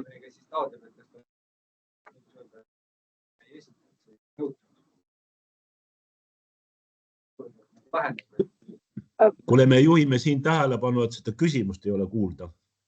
Okei, küsid. Tule, ütle see. Küsite seda, kas kohalik omavalitsus saab, kui ehitusteatis on tehtud vormidel ja isik ei nii-öelda edasta siis seda dokumenti või projekti, et kas KOV saab seda siis pärast nõuda ja kui KOV seda nõuab, kas isik saab sellest keelduda? No, näiteks... Ma ütleks kohe vahel on see tegelikult see ettepanek, et teatis läheks oma olemuselt vormide peale üle. See oli töö käigus üks ettepanek meile, mille baasil nüüd meie peame hakkama seda edasi analüüsima, kas üldse on võimalik selline lahendus, et vormid tagavad kogu selle olustiku. Ehk siis see tase, et kas KOV saab nõuda või KOV ei saa nõuda, see on sellele vastamist, see on väga kaugus tulevikus, me saame selle vastata. Ja kõigepealt peame hindama, kas andmetele sobib, kui saab, siis millised need andmekategooriad on, kas nad on kirjutatavad, kas nad on linnutatavad, kas nad on ripmenüüga ja millised ehitised sinna lähevad. Ja kui see kõik on meil selge, siis me saame jõuda vastata ka sellele küsimusele, et kas igal juhul ja alati on ka nii-öelda mingi joonis, võib-olla on ta visand, võib-olla ta mingitele nõuetele vastav joonis sinna juurde lisada. Nii et praegu kahjuks vastust ei ole. Praktikas tänasest olukorrast väga palju erinev. Mingid teatud olukordas nõuavad ja kohalikud omavalitsused asju, mis tegelikult võib-olla ei peaks nagu esitama või nõutama. Keegi, kui on kõva vaidleja, siis ta hakkabki selle omavalitsusega vaidlema ja nagu see ei ole see, mida me nagu soovime. Ma arvan, et ei ole üldse mingit joonist vaja, on täiesti nagu mõistetav. Teatud puhkudel näiteks, võtame kõige miljööväärtuslikus alas, on näiteks mingi puitasum, Tallinna linn ju tegelikult ei luba sul värvida maja, kõik mis värvides sul on seal mingid toonid ette antud, aga ta peab seda kuskilt kontrollida saama. Ei saa seda lihtsalt mingisugustest... Siin tekib küsimus, kas see kontroll peaks olema nii, et ma teen sellele joonise ja värvinda vastavat tooni või mul on lahter nimetusega värvikoodi number. Aga kui sul on ju näiteks, võtame mingisuguse klassikalise Tallinna puithoone mingisugusest ajastust, seal on ju küsimus, et mingisugused aknapiirded, karniis, välisuks moodustab ikkagi kokku mingisuguse sellise loogilise terviku. Ta ei saa hinnata seda lahtrinde põhjal. See on lihtsalt üks väike näide. Ma saan aru sellest, aga ma ütlen, et see ongi see, mida me peame tegelikult järgmises töökoos hindama asuma, et kas üleüldse see lahendus, et projekt kolib lahtrite peale laiali, kas see üldse on teostatav. Ja kui on teostatav, milliste ehitiste puhul on ta teostatav, milliste ehitusliikide puhul on ta teostatav. Kas ma võin korra paluda, et äkki me saame ettekandega lõpuni ära minna ja siis jätame küsimused lõppu? Hoia meeles. Ja lõpetuseks, ega siis ongi ehitusprojektile esitatud vorminõuded ja PIM osa, et hetkeolukord. Ma võib-olla rõhutan seda, et keegi ei ole siin ega ka eelnevates analüüsides mitte kunagi öelnud seda, et vormistusnõuded tuleb ära kaotada. Vaid vormistusnõuded on meie valdkonna kirjad, et me vajame seda, et üksteist mõista. Siis paremini aru saada, kontrollida lahenduste terviklikkust ja nii edasi, et see on möödapääsmatu abivahend. Suures pildis nüüd jagunevad siis formaalselt nõuded jagunevad vormistamise, allkirjastamise, esitamise nõueteks ning vormistamise nõude omakorda või siis osade vormistamise nõueteks, üldnõueteks ja dokumentide vormistamise nõueteks, et need on ka tänases määrusel olemas, aga need on üldosas esitatud valdavalt siis määruse paragrahvist nr 7, kuid neid leiab määrus ka teistest osadest. Ja jälle nii nagu ka teabenõuete osas on siin erineva täpsustasemega samasisulisi nõudeid siin ja seal, et mis võiks tegelikult omavahel nagu kokku tõsta. Pigem tulenevalt sellest, et see määrus on, hetkel kehtiv määrus on pigem paberdokumendi keskne, sealt leiab viiteid lehekülje numbrite lisamise loogikale, siis füüsilise allkirjastamisele, arhiveerimisele, kõigile sellele, et siis see on ajaliselt jälgu jäänud, sest väga paljud projektid täna tegelikult tehakse üldse elektroonilises keskkonnas. Sellised nõuded üldse täna ei ole nüüd mõistlikud, et kehtiv. Ehk siis dokumendi keskne lähenemine on ka tõstatatud, et mida see dokumendi keskne lähenemine tähendab. Keegi ütleb, et dokument kui vorm või viis andmete esitamiseks vahetamise osutukohta pealt peaks ära kaotama. Pigem küsimuse sisu on see, et kuidas me mõtleme selle dokumendis olevatest andmetest. Et kas nad on esitatud sellisel kujul, et neil on võimalik taaskasutada, korduvkasutada, nii nagu meil täna materjali puhul ja siis andmete puhul, et see on see suund, kui me oleme vaikselt liikunud. Võimaldada teenuspõhiseid riigiteenuseid, muid selliseid arenguid. Ja vormistusnõuete koha pealt siis ettepanekud olid, et tõsta samasisulised üldnõuded kokku, ühtlustada, lihtsustada. Need on siis selles uues määruse kavandis tõstetud ettepanek, siis on paragrahv number 4. Vähendada paberdokumentidele esitamise vormisätteid ja nõudeid, ühtlustada üldpõhimõtted ja nõude ehitusprojekti esitamisele ehitusteabemudalite osas. Näiteks see, et teave PIM-mudelis esitatud teavepäeva ühene, arusaadav, teavepäeva on korralikult liigendatud. Toon näite, et on täitsa tavaline, et võtame sisearhitektuuri mudeli, siis WC-pott on kandev element. Ja näide näiteks kandev tala.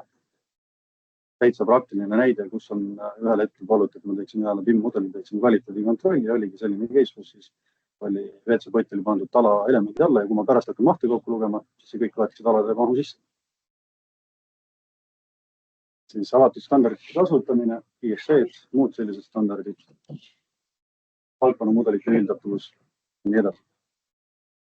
Ja nii nagu siis eelnevas osas, et ka siin teha siis või tegime ettepaneku, nagu täna elektroonilise ehitusprojekti vormistamise nõuete koha pealt, et siis tulevikus võiks olla HDKey-laadne juhis nii paber elektrooniliselt kui ka PIM-mudelis vormistamise. Kuidas nüüd siis erinevaid vormi kasutades oleks võimalik siis seda ehitusprojekti teavet esitada. Sellega mina tänan.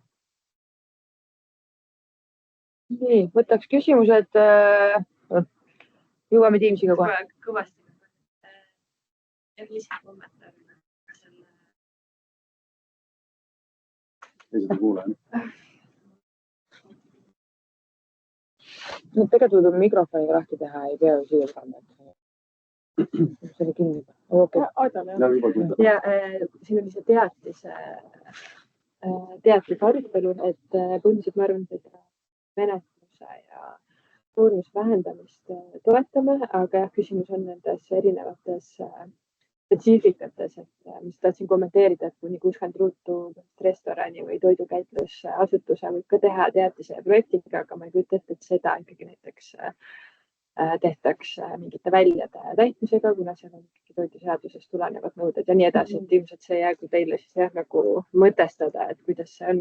Aga kommentaar võib-olla nende staadiumite osas, et seda me oleme siin juba aastaid arutanud ja Arhitektide Liidu seisukoht on olnud, et me ei poolda siis ehitusprojekti määrusest nende staadiumite kaotamist, et täna me ikkagi tajume väga tugevalt, et kohalikud omavalitsused kui tellijad ja ka tegelikult eratellijad ja kohati isegi ka ehitajad, väiksemad, ei saa aru, mis on projekti staadiumid ja ei saa aru, millises projekti staadiumis mida tehakse või milline projekt millises olukorras vajalik on ja eks need arhitektid on need esimesed, kelle juurde alati pöördutakse ja me teeme lihtsalt pidevat teavitustööd, et siis tellija või kohalik omavalitsus saaks aru, et millist projekti ta hetkel vajab ja millises staadiumis me üldse oleme. Võtame kohe kommentaarid ka. Sellele võib-olla vastaks niimoodi, et kui kohalik omavalitsus tellib mingisuguse ehitise kavandamised, siis projekteerija võtab seal töö või konsultant võtab töö vastu, siis samamoodi eraõiguslik tegelikult suhe. Jah, aga kui näiteks on loa menetlusega tegemist, siis ma saan aru, ei ole nii spetsiifiliselt, ei pea määratlema, et millises staadiumis projekti siis ehitusprojektina kontrollitakse ehitusloa kohustuslikuna, aga siiski tänane standardolukord, et see on eelprojekt, on alles kohale jõudmas. Et see võib tekitada väga palju segadust valdkonnas, kus arvestades, et lihtsalt meie kompetentside tase on nii nõrk üle riigi, et tekib väga palju segadust, et mida üldse kohalik omavalitsus menetleb ja tegelikult see võib tekitada, meie näeme suure töömahu kasvu, kus täna juba küsitakse eri osade mõttes väga palju tööprojekti staadiumit, eriti puudutab see siis igast võrguvaldajaid siin ja tegelikult see tähendab seda, et see võib osutuda selleks, et üldse ehitusluba saada, siis juba läheb see kõik nagu väga detailseks, aga kuna ehitusloa saamiseks ei ole ju, see hoone ei ole põhimõtteliselt valmis, et me ei tahaks, et see kogu töökoormus lükkub sinna ehitusloa menetlusse ja tegelikult hakkavad arhitektid ja kogu see projekteerimisseltskond seda ümber ja ümber tegema, sest see on nagu liiga detailne. Ehk siis ehitusloa menetluses peaks olema ikkagi projekt niivõrd mõistlikul tasemel, et see ei ole, tähendab lisatöötunde ja raiskamist. Aga võib-olla ma kommenteerin, et tegelikult võib-olla ei jõudnud väga selgelt see ja me ei esitlenud võib-olla seda nii selgelt, et jäävad küll staadiumid, me ei nimeta neid staadiumiteks. On ehitusloaga taotletav ehitusprojekt ja on kasutusloaga taotletav ehitusprojekt. Ehitusloa taotlusega esitatav ehitusprojekt määruse kavandis järgib eelprojekti sõnastust. Me oleme seal ühtlustanud, et asjad, mis peaksid olema nii-öelda loa sätte üldosas, oleme sinna toonud nendest teabenõuete eriosadest või siis osadest. Aga muu, mis ei ole jälle üldosa teema, oleme viinud sinna tagurpidi jälle eriosadest. Nüüd siin oli küsimus ka selle kasutusloaga taotlusega esitatava ehitusprojekti kohta, et see on nüüd segu, ta on põhiprojekti ja tööprojekti olemasolevate sätete segu, aga üldpõhimõte on, et selle alusel oli võimalik ehitis terviklikult ja nõuete kohaselt valmis ehitada. Ehk et me tahame üldistada ja öelda, et oluline on terviklikkus ja nõuete kohasus. See võib olla, ma ei tea, kaevul ühtemoodi, aga mingil kesklinna ärimajal hoopis teistmoodi. Need tasemed on lihtsalt nii erinevad. Et selles mõttes ma tahaks loota, et see segadus ei lähe ikkagi väga suureks, et see viimane aste on ikkagi terviklik valmis ehitusprojekt. Aga me ei taha seda säilitada, et justkui meil oleks 3 erinevat ehitusprojekti selle protsessi käigus. Me tahame öelda, et see on üks teabekogum või siis täna dokument, mis areneb lõpuni välja.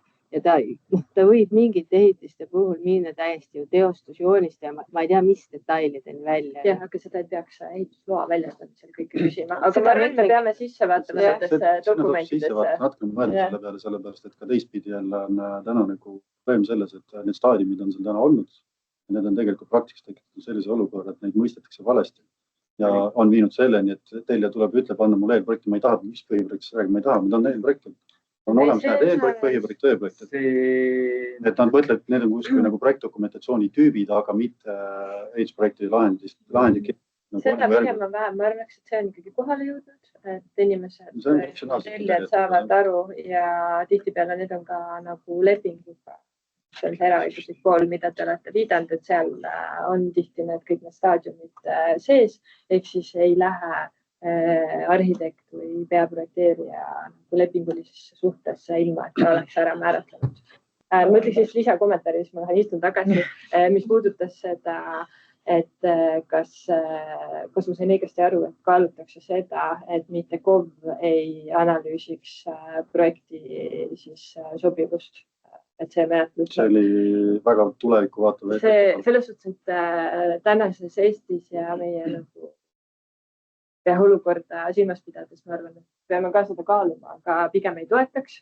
Näeme suurt korruptsiooniohtu ja lisaks detailplaneeringute protsessid pigem näitavad seda, et kohati omavalitsused soovivad ikkagi minna sellist Põhjamaade teed, et ise rohkem ka planeerida, et saada nagu kaalutleda paremini neid ruumiotsuseid. Ja ma arvan, et ehitusprojektide puhul pigem tahaks lähtuda ka sellisest põhimõttest, et kohalikul omavalitsusel, ma saan aru, säilib see kaalutlus nagu võimalus, aga lihtsalt kui väga suur osa sellest analüüsist delegeerida eraõiguslikule või nii-öelda eraettevõttele, et seal võib tekkida ka väga palju sellist ohtu. Aga Jüri võib ka korra küsida või mul käsi püsti. Ja, Jüri, me anname sulle sõna nüüd, palun. Ja. Ma sain häälest aru, et Aet seal arutles, jah? Ja, õige. Kuule, mina nagu põhjendaks või seletaks asja lihtsamalt, võib-olla mu kolleegid natuke parandavad, kui ma mööda panen. Aga see jääb ikka nüüd niimoodi, et ehitusloa taotlemiseks tehakse nõnda nimetatud eelprojekt, nagu me kõik teame, et ta on nagu vähendatud mahus. Ja pigem ära piiritleda, mis tuleb eelprojektist teha, et kohalik omavalitsus ei saaks, nagu Aet sa rääkisid, muudkui nõuab rohkem ja rohkem ja rohkem, eks ju. Et see on siiski nõnda nimetatud eelprojekti mahus. Nüüd jätkub ehitamine. Ehitamine peab igal juhul käima tööprojekti alusel, eks ju, seda me kõik tahame ja arhitektid ka. Ja kui need maja valmis on, siis see samane tööprojekt selles mahus, mis oli selleks vajalik, et ehitus turvaliselt valmis saaks, see esitatakse siis kasutusloaks. Et eelnevalt ei ole vaja teha sugugi midagi rohkem, vaid seda tehakse töö käigus. Ja mis ma tahtsin veel lisada, vaat kui me lähme jälle nagu innovatsiooniteed ja mõtleme sellele IPD töövõtule ja Allianz töövõtule, siis tegelikult kõik need tööprojektid sünnivadki ehituse käigus koostöös ehitusega ja see on kõige efektiivsem ja kõige tootlikum. Et ei tohigi ega saagi nõuda enne ehituse algust väga täpseid asju, vaid see peab kõik sündima töö käigus ja siis ehitusloa saamisel, kasutusloa saamisel esitatakse siis need projektid. See vahe on, et ees ei ole vaja palju tööd teha, seda tuleb teha selle ehituse käigus. Ma tahaks rõhutada seda, et see on ehitiste ülene regulatsioon, et ärme jää hoonetesse kinni, et mõtleme ikkagi, et meil on siin ka väga erisuguseid rajatisi, mida iganes teadete tahvlid, mis on väga suured, et võimalik, et me siiski nende jaoks ei vaja tööprojektid, mõtleme laiemalt ja kasutame ehitusseadustiku põhimõtteid. Mina ikkagi usaldaks pädevaid isikuid nii palju, et nemad oskavad hinnata just seda valmidusastet, mis on vajalik. Seal on see iseehitamise õigus on ju aga praegu on jäänud nagu täiesti mainimata põhiprojekti staadium. Põhiprojekti staadiumil on ka täiesti oma roll ja oma eesmärk. Näiteks ehitusmaksumuse hindamiseks, ehitushankesse minemiseks nagu põhiprojekt on seni nagu peamine staadium. Teatud olukordades võib hüpata eelprojektist otse tööprojekti, aga väga tihti on see põhiprojekti staadium nagu õigustatud. Sa ei saa neid ülesandeid jätta lahendamata, selles mõttes pead ikkagi põhiprojekti ülesanded ära lahendama. Küsimus võib-olla siis on see, et kas sa pead vormistad põhiprojekti dokumentatsiooni või vormistad ka ülesanded, ehk siis põhimõtteliselt kabariid, paika tüüp. Jah, aga lihtsalt, et tellija tellib sult, ta tahab minna nüüd nii-öelda enne, kui ta nüüd tööprojekti tellib, tahab minna juba ehitushankest. Kuulge, ma siin nüüd seda põhiprojekti osas ka põhjendan natukene võib-olla lihtsamate sõnadega, et meie otsus mitte käsitleda põhiprojekti tuli pigem sellest, et riik ei peaks selle koha pealt järelevalvet tegema. Põhiprojekt on tõesti nüüd ma ei oska nüüd öelda, tellija ja töövõtte kahe juriidilise isiku omavaheline lepe, kuidas jõutakse ehituseni. Või ehitusmaksumuseni, selle kontrollimiseni, et siin nagu avalik võim või nagu ei jälgi seda. See oli nagu mõte. Rääksid need staadiumid ikkagi nagu alles. Ja, aga need võivad jääda standarditesse alles kõik ilusti, eks ju. Standard kirjeldab seda. On jäänud nagu vahepeal mulje, et näiteks EKRE ettepanek oli need staadiumid üldse ära kaotada, et seal oli üldse nummerdatud, ma ei tea, 1, 2, 3, 4, 5, 6 on ja aga et lihtsalt nii-öelda seaduses ja määruses ei ole. See taandub nagu sellele, kellele me seda määrust koostame. kas sellele, et praktikas isikud saavad selle baasi teha oma lepinguid ja panna kirja midagi ja nõuda midagi, viidata millegile või see on ikkagi pigem selle jaoks, et ta on nagu taotleja KOV-i omavaheliste piiride paika panemine. See on nagu baasasi, mille peame omavahel kokku leppima. See on see, kus me saame nagu siit juba edasi minna. Kellele me seda määrust teeme? Tahtsin lihtsalt nagu täpsustada ka, et mulle tegelikult see kasutusloa regulatsiooni ettepanek hästi meeldib, et täna on ju ka praktika erinev, et osad KOV-id võivad anda kasutusloa välja kas eelprojekti pealt, põhiprojekti pealt või tööprojekti pealt. Kui me tõlgendame seda ehitusprojekti määrust, siis jääb justkui mulje, et kasutusluba saab anda ainult tööprojekti pealt. Kui me vaatame ehitusseadustiku seletuskirja, siis see ütleb seda, et kasutusluba võib anda kas põhiprojekti pealt või siis tööprojekti pealt sõltuvalt ehitise keerukusest. Ehk siis tegelikult minu arust see kasutusloa regulatsiooni ettepanek ongi see, kuidas me tuleme ühe sammu selle poole, et me anname pädevale isikule rohkem vastutust, ehk pädev isik ise otsustabki, mis on see nii-öelda ehitusprojekti maht, mis võimaldab siis selle ehitise nõuete kohaselt valmis ehitada. Et tegelikult see regulatsioon tuleb ju või see ettepanek tuleb tänasele praktikale järgi. Mulle endale tundub niimoodi. Tuleks ka korraks selle teema juurde tagasi, et see, et need eraõiguslikud nagu teemad sinna sisse on pandud, et see on tekitanud tegelikult praktikas nagu palju segadust. Esmaeesmärk on sellel olnud alati see, et reguleerida siis menetleja kui ka taotleja omavahelisi suhteid, et nad oleksid ühel samal lehel selles osas, et nad saaksid aru, et me võtame ehitusseadus paragrahv 13 annab ehitusprojektina 2 funktsiooni. Esiteks hinnata, kas kavandatav ehitis vastab talle kõigile esitatavatele nõuetele, ehk siis paragrahv 11. Hinnata sõna, ma rõhutan seda sellepärast, et eelprojekti, vanasti nimetuse eelprojektiks, praegu me nimetame seda ehitusloa ehitusprojektiks. Et selle põhjalt ei ole võimalik lõpuni kontrollida, kas ka tegelikult kõik nagu nõuded saavad täpselt täidetud ja tagatud. Nüüd on kasutusloa ehitusprojekt. Ma ei nimeta seda meelega tööprojektiks, sellepärast, et need võivad olla täiesti erinevad asjad. Et selle alusel peab olema võimalik kontrollida, mitte enam hinnata. Kontrollida, kas täideti kõik nõuded ja kas ehitati seda ehitist, mida lubati ehitusloa ehitusprojektist. Et ei juhtuks seda asja, et see ehitusprojekt on ainult asi, mille vastu kontrollitakse kasutus välja. Sellepärast, et kontrollima peab ikkagi seda, mis lõpuks valmis ehitati, sõltumata sellest, mis projekt kaasa pannakse. Jah, ikka. Et see, et ei tekiks ka seda, siis ma ei tea, kunstlikku turvatunnet võib-olla siis menetleja poole peale, et kui talle pannakse ilus väga peen projekt kaasa, et siis ta usub seda projekti ja ei kontrolli. Selles mõttes ma tahan siit selle võib-olla otsa pealt jätkata, et see Arhitektuuriliidu nagu ettepanek on selles mõttes, see mure on nagu täiesti mõistetav ja arusaadav, aga kõik ei pea läbi õiguse teemade lahendama. On olemas ka teised viisid, kuidas nagu valdkonna teadlikkust, taset, kvaliteeti nagu tõsta. Et ma ei tea, kas või lihtsalt juhendid, koolitused, mis iganes, et lihtsalt tuleb ühiselt kokku leppida, mismoodi neid asju võiks teha. Alates ülikoolides kuni tegelikult erialaliitudeni välja. Ma võib-olla siit katkestan korraks ja Teamsis on ka terve hulk küsimusi tekkinud, et Karen küsis täpselt seda sarnast küsimust, et kas kasutusloa taotlusega peab olema kindlasti esitatud tööprojekt.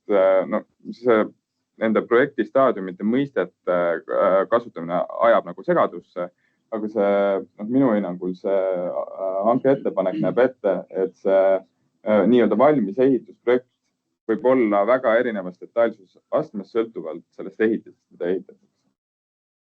Ilmtingimata ei pea ju olema tööprojekt tänasest tähendusest. Selle targu küsimused. Viisi on tegelikult vastanud. Kirjalikult on vastanud. Me olen vastanud, ma hoian seda pealt. Võib-olla tõesti. Määruse kohaselt KOV hindab projekti eelprojekti mahus vastavalt määrust.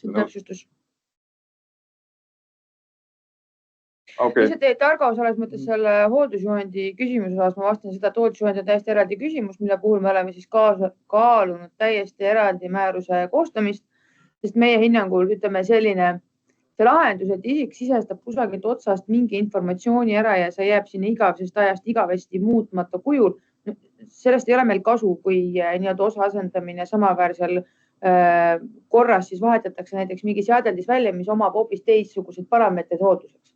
Et see tuleks nagu tervikuna läbi mõelda, kuidas tagada ka see, et andmed uueneksid, kui tehakse erinevaid töid ja ma arvan, et seda me dokumenteerimise või ehitusprojekti määrusega ei lahenda. mu enda sisetunne ütleb hetkel, me vajame eraldi määrust, aga see on asi, mida me hakkame alles arutama. Robert küsib, kui valmis peab ehitusprojekt olema ehitustööde teostamiseks. See nagu sõltubki sellest, et kui keerukas ehitis on, et selle ehitusprojekti detailsusaste sõltub sellest. Kes seda määrab? See tegelikult ongi siis pädeva isiku määrata. See põhimõte on täna ka saab olemas. Sina kui ehitusvaldkonnas toimetav inimene, kas sa selle ehitusprojekti järgi suudad valmis ehitada? Ehitusprojekti või peab pädevust olema. See on ebaselge, kes seda määrab. Räägime pädevatest isikutest, aga kes need pädevad isikud on? Ehitusseadustiku järgi on need ju vastava valdkonna pädevusega isikud, ehk siis projekteerijad ja nii edasi. Selle muudatusega seoses on veel mitu asja, eks ole. Et näiteks täna, kui me peame tegema projektile ekspertiisi, et projekt, mille järgi ehitati, peab läbima ekspertiisi. Staadiumile, täna meil ei ole isegi staadiumil, me tegelikult võiks ise valida, mis staadiumile see projekt vastab, sest staadiume enam kui sellised ei defineerita. Ehitusseadustiku paragrahvi peast ei määrata. Ega ekspertiisi määruse seletuskirjas tuleb tegelikult selgelt välja, et ekspertiis on mõistlik teha või tuleb teha sellisele projektile, kus on midagi, jah, et selles mõttes, et eelprojekti staadiumile näiteks ei olegi mõtet sageli seda ekspertiisi teha. Ekspertiisi määruses on kirjas see, et tuleb teha projektile, mille järgi kavatseti ehitada või ehitati. Ja täna on siis küsimus, milline see projekt ikkagi peab lõpuks olema, mille järgi siis võib ehitada. Kes seda määrab? Seda määrab siis ehitusobjekti. Jah, aga see on ju praegu ju ka nagu selles suhtes ikkagi niimoodi, et kui me vahel antakse kasutusluba eelprojekti staadiumis, vahel põhiprojekti staadiumis, vahel tööprojekti staadiumis, aga siis see on ju ka sisuliselt on see ju pädeva isiku otsus, et nagu praktika töötab täna ju siia samamoodi. Aga nüüd me lihtsalt nagu anname selgema signaali sellele pädev isik, kellel kui majanduskutse tegevuses sul peab tähendab pädevus olema, et see pädev isik otsustabki, mis see staadium olema peab või mis see nagu detailsusaste olema peab.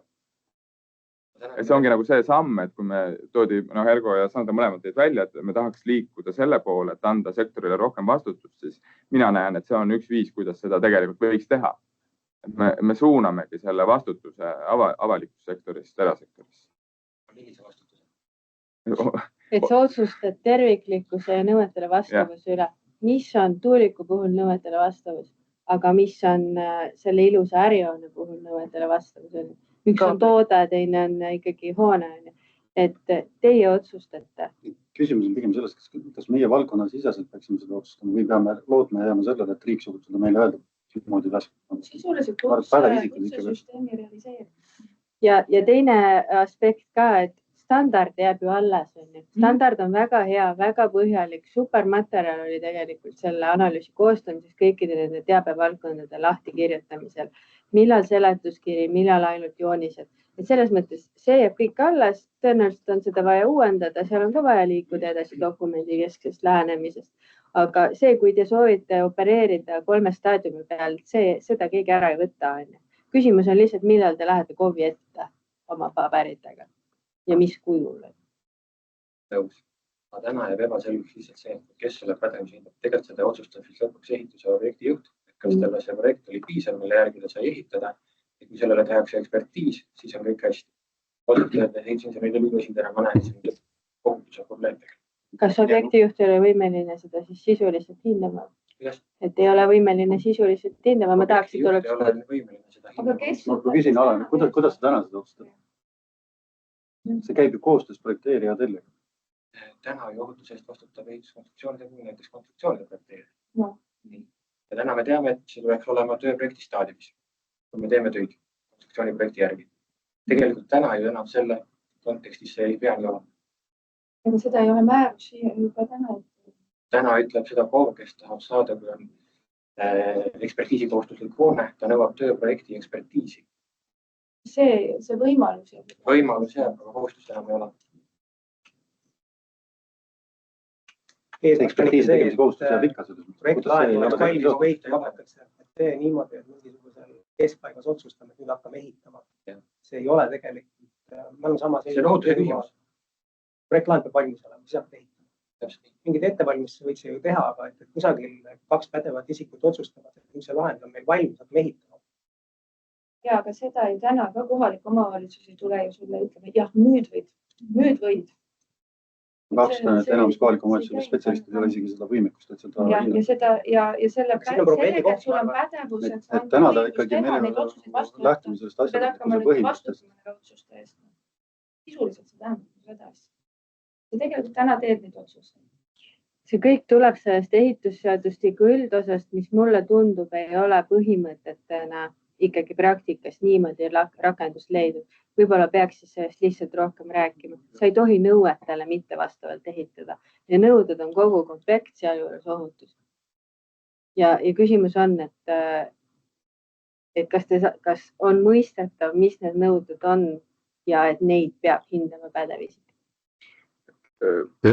Ma korra küsiks ka üle siin selles suhtes, et pädev isik võib olla ka ehitustegevuse juht või projekteerimise juht, et kes see ikkagi siis on, et kas ehitust juhtiv pädev isik, projekteerimist juhtiv pädev isik või omaniku järelevalve poolt pädev isik? Kas see ei ole kutsestandardi sisu küsimus, kellel on mis pädevused? Ja ka kes hindab seda, et millisele staadiumile nüüd ekspertiis on mõistlik teha? Kes nendest? See teema, ma arvan, vajab ikka väga edasi arutamist, et siin lauadega seda paika ei pane. Sest KOV-id järgivad väga tähelepanelikult, kes täna allkirjastab millist jupikest ja vaatavad kutsestandardis esitatud pädevusi. Et te ju puutute sellega igapäevaselt kokku, et hindamaks terviklikku nõuetele vastavust, minu hinnangul see ei saa olla 5. taseme või 6. taseme insener või mis iganes isik on. Et terviklikkus peab hindama kõige kõrgemal tasemel.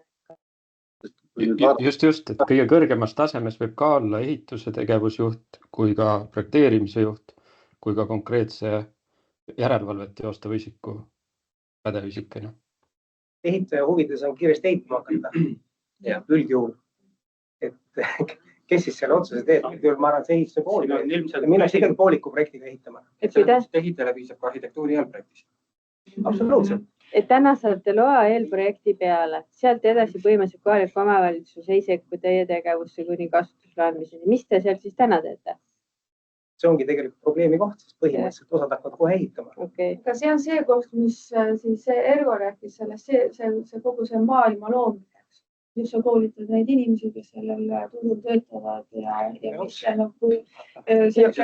Seadus ei ole võluvitsmis kõik. Need on valdkonnasisesed probleemid. Tegelikult tuleb ise endale peeglisse vaadata ja välja mõõdata need asjad ära.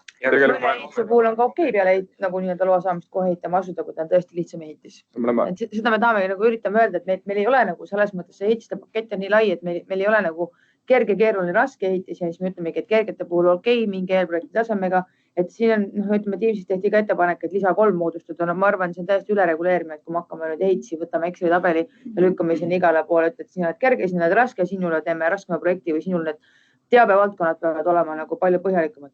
Arutelu on praegu väga huvitav, kahjuks me lihtsalt ajapuuduse tõttu peame selle otsad praegu kokku tõmbama, aga ma saadaksin teid koju väikese mõtteharjutusega, et kuna me ise liigume selle teemaga ilmselt edasi nii-öelda suvel hakkame vaikselt vaatama ja siis sügisel, see sõltub, kui kiiresti kõige varem sügisel uuesti. Aga siis mul on mõned küsimused, mida ma tahaksin, et te mõtleksite läbi ja võib-olla siis näiteks niisugune suve algus, enne kui suur puhkus tuleb ja jõuaksite meile oma mõtted ja sisendid ära saata. Saadame küsimus laiali ka pärast, aga teemadena on näiteks vorminõuded.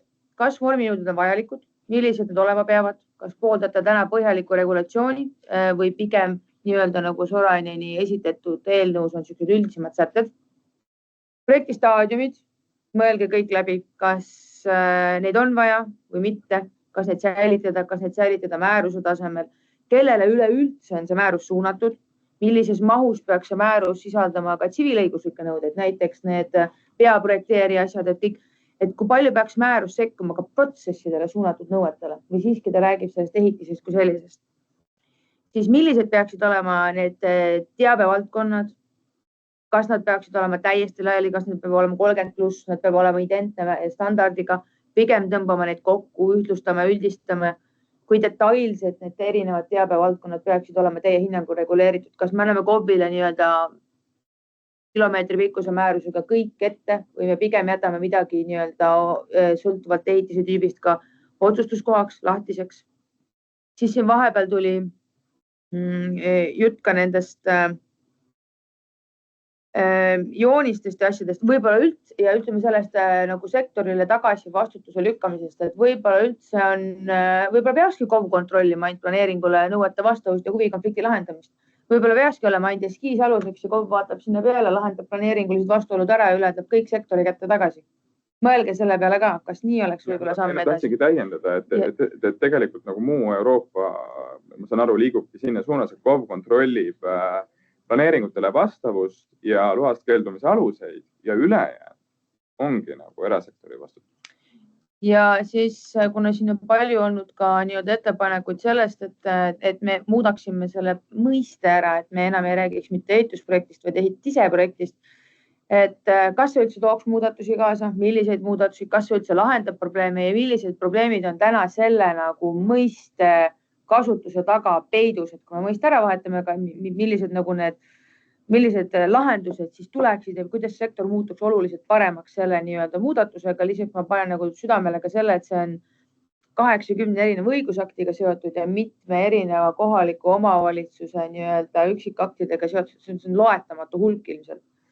Et see õigusloome töö on meeletu sellega, et milline on sellest saadav kasu. Et need oleksid need minu teemad, millega ma paluksin teil nüüd järgmiste lähikuudel tegeleda, mõelda. Kas me võime Ekkeli tööga laiali saata? Vist ilmselt võime, on ju? Me oleme ise tegelikult väga paljudel juba saatnud. Okay. Nii need kommentaarid sellele analüüsile. Kommentaarid ka? Muidugi, jah. Okay. Mida rohkem see läheb, seda parem. Okay. Siis me teeksime niimoodi, et me saadaksime korraga laiali Sorani ettepanekud, me saadaksime Ekkeli ettepanekud, kommentaarid võime kanna? Jah, okei. Paneme kommentaarid juurde ja ma paneksin oma küsimused juurde. Et selles mõttes, et võtan kohe, et me ei ütle, et Ekkeli töö on õige, me ei ütle, et Sorani töö on õige. Me ütleks, et me tahaks arutleda. Et see on see positsioon, see on see koht, kus me täna oleme, meil ei ole õiget lahendust, me tahaks teada, mis on teie mõtted ja just see staadiumite osa, et see on kõigele uudis. See on suur muudatus. Alternatiiv on ka see, et me nii-öelda mudime seda määrust ja korjame välja lihtsalt nii-öelda paber, kõik köited ja kõik sellised pabereeldused ja lähmegi eluga edasi, et kui selles mõttes tõepoolest see projekti määrus täna töötab, kõik on sellega rahul. Aga palun tõesti mõelge selle peale kevadel ja siis enne suve, ehk ütleme enne jaanipäeva, siis kui kõik puhkusele suunduvad, et siis me paluksime teie mõtteid. Kõik on tore, et me mõtleme ja kirjutame, et ma pigem nagu töökorralduse mõttes ikkagi küsiks, et kuidas me edasi läheme. Ma arvan, see vorm, et me istume siin ümber laua ja natuke midagi räägime millestki ja lõpuks tuleb üks määruse eelnõu, see ei tööta. Äkki meil on kriitilised küsimused, mille osas on mõistlik väike töörühm teha, asjad läbi vaielda. Kogume selle sisendi kokku ja siis me saame edasi mõelda, sest meil lihtsalt praegu on see andmetöövoog ja EHS on ise ju ka tegelikult Eestis kõigile kommenteerimiseks. Et natukene see ajaline perspektiiv sõltub sellest. Aga iseenesest on väga hea mõte, et võib-olla tõesti teha mingid väiksed töörühmad. Ma ei tea, kes neid läbi lugenud on, kas üks meie tekste ja nüüd teie tekste, nii palju, et ma arvan, et osa inimesi lihtsalt ei jõua neid kõiki lugeda. See teksti maht natukene peegeldab selle teema olulisust. Või siis ministeerium soovis terve maailma soojaks kütta selle hankega. Tahtsite liiga palju teada, et võib-olla küsimus ongi ministeeriumile, kuidas te rahul olete selle analüüsi tulemusega, kas te saite seda, mida lootsite? Me saime päris palju mõtteaineid, me saime päris palju edasimineku kohti, me saime päris paljudele küsimustele vastused, me saime tegelikult teada ka selle, et see, mida me arvasime, et on võib-olla võimalik suruda vormidesse, tegelikult seda ei olegi võimalik nii teha. Et ka see on ju vastus tegelikult, kui vastus on ei, et selles mõttes, et see on ka väga oluline vastus. Ja meil on need lähtepositsioonid täna olemas, kus baasilt me tahame edasi minna, küll aga me näeme, et meil on enne vaja üks töövoog, ehk siis andmete töövoog on meil vaja enda poolt ära lõpetada kõigepealt, sealt selgus majja saada ja siis me näeme, et me saame asuda nii-öelda nii ehitusprojekti, tehnilised andmeid, EHR-i vorme, et kõiki neid määrused võtame pärast, põhimõtteliselt korraga laua peale. mina võin täitsa nagu, no ennem ma ütlesin Ergole ka, et tõenäoliselt kui täna uuesti seda lähteülesannet koostaks, siis võib-olla küsiks teistsuguseid küsimusi, aga see on ka nagu selles mõttes kõikide nende arutelude ja omavaheliste vaidluste nagu tuleb. Ja mulle endale lihtsalt tundub, et see ettepanek, mis praegu on, kajastab kõige paremini ülejäänud sektori, ehk siis mis selgus intervjuudest ja fookusgruppidest nägemust. Ehk siis nagu olemasoleva määruse ajakohastamine, mitte mingite väga suurte põhimõtteliste muudatuste elluviimine. Et see on see tagasiside, mis nagu laiast spektrist tuli. Et selles mõttes ma pigem olen rahul, jah. Inimeste soovi muudatusi, see on ilmselge. Aga muudatusi oli vaja, me ju tahame. Keegi just ütles, et kvaliteet on nii kehv. Aga muu hulgas, ega me võtsime ju tegelikult nagu seda tagasisidet, mida sektor tegi teie koostatud tööle ka arvesse nende valikute tegemisel selle hanke kontekstis. Siin ongi väga vastandlikud huvid, on ju. Teie soov on teha head tööd ja te toimetate hoopis mingite muude aluste pinnalt, eelkõige standard. COVID standardid mõned ei ole isegi näinud, nad ei tea, mis asi see on. Et kuigi meie soovitus oli, et tegelikult see on väga hea dokument, mida te võiksite oma töös juurde vaadata. Et järelikult nende lähtekohad on hoopis teistsugused. Ja siis on veel valitsusasutused, kes pigem menetlevad. Samamoodi nad ei süübi asja võib-olla standardi täpsusega olemusse, et kuskil peab ju see nagu tulema kokku.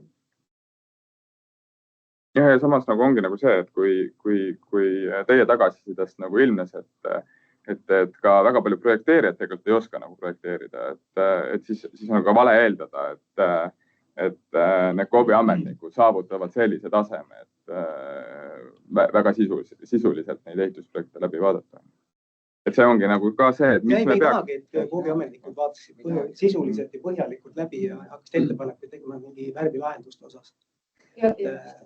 Aga on selles mõttes jällegi see on probleem ju praktikas, et mõned siis teevad neid ja mõned ütlevad, et me kasutusele raames, me tegelikult seda tehnilist laetust üldse enam ei vaata.